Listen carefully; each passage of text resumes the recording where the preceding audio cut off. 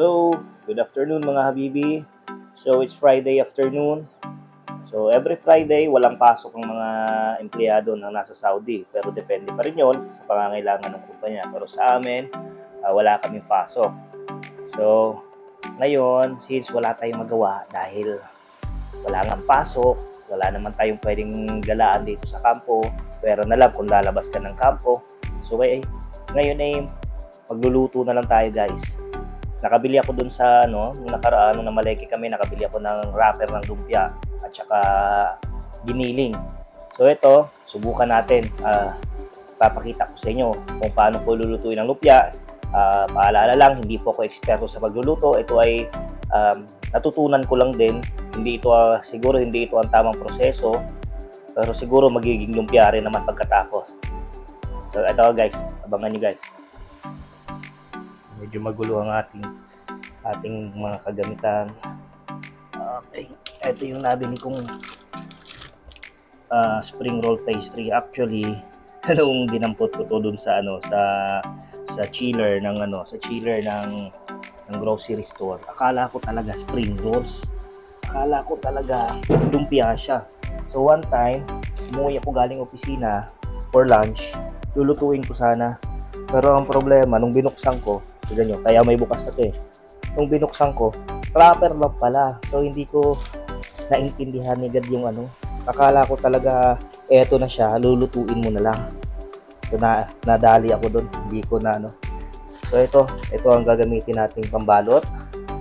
Ito ang ating mga sangkap, log, harina, tapos nakapagsaing na rin tayo. So ayan na, in-na, konting-konti na lang. Pwede na nga patayin. Tapos, ito naman ang ating kiniling. So, hindi ko siya inano sa tubig. So, ngayon, i-prepare ko na to para paluto na. Gagamit po tayo ng 2 sibuyas.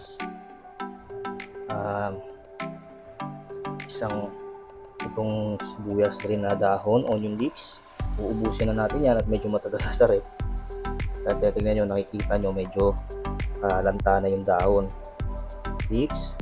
Tapos siguro lalagyan ko ng kaunting ginger para wala lang, gusto ko lang matry. Ginger. Tapos 2 egg. Lalagyan natin ng 2 egg. Tsaka carrots. Yung carrots natin. So ayan na nga guys, since medyo matagal ang paghihiwa natin ng mga sangkap. So i-fast forward ko na lang, magvo-voice over muna tayo. So hiniwa ko na nga pala yung sibuyas, bawang, green onion, tapos carrots. Tapos paghahalu-haluin ko na po yan lahat, kasama na yung yung giniling. Lagyan ko rin ng konting magic sarap, harina, itlog para lumapot. Tapos binalot ko na po ito sa ating nabiling lumpia wrapper guys. After kong balutin yan, ayan, nagsubok na ako, nagsalang na po ako. Actually, nakapagsalang na po ako dyan ng 3 piraso. Tinesting ko lang kung tama na ba yung timpla. Kasi ibang lang timpla nung hilaw pa tsaka nung luto na. So okay naman po ang timpla. Ayan, sinalang ko na po lahat. So sa kawali natin guys, 5 lumpia po ang kasya dyan. Tapos, niluto ko po yan guys sa napakahinang apoy lang po. Hindi ko po nilakasan ng apoy para maiwasan natin ang pagkasunog ng ating lumpia wrapper.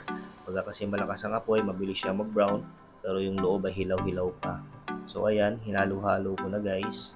Binaliktad ko na para pantay ang pagkakaluto ng ating lumpia. Mahirap naman kasi pagka yung kabila ay brown na, tapos yung kabila ay hindi pa naluluto. So para mag-even, babalik na rin natin sa mahinang apoy. So after ilang minutes guys, ayan, after ilang minutes na paghahalo-halo natin, pagbabaliktad-baliktad natin, makikita na natin yung resulta. So naghintay lang ako ng mga ilang minuto.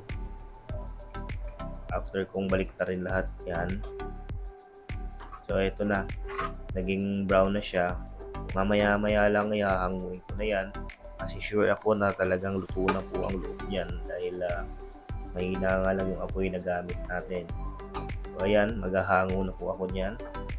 Hahanguin ko na po ang ilang piraso niya. Yan. Tapos hihiwain ko po yan guys ng maliliit para makita natin kung talaga bang naluto yung loob. So ito po, kuha lang ako ng kutsilyo. So ito, yan na yung product natin guys. Napakalutong, napakasarap, kasambango.